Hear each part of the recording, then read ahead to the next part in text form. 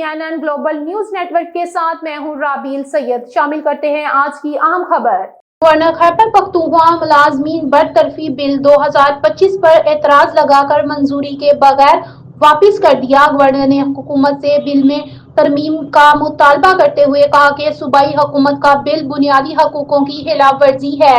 غیر قانونی بھرتیوں کے ذمہ دار افسران کے خلاف کارروائی بھی سفارش کرتے ہوئے کہا کہ الیکشن کمیشن کی اجازت سے بھرتی ملازمین کو بھی بل سے نکالا جائے۔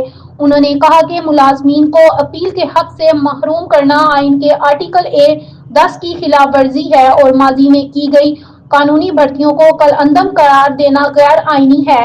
گورنر خیبر پختونخوا نے کہا کہ صوبائی حکومت بل پر نظر ثانی کرے ورنہ عدالتی چیلنجز کا سامنا کرنا پڑ سکتا ہے۔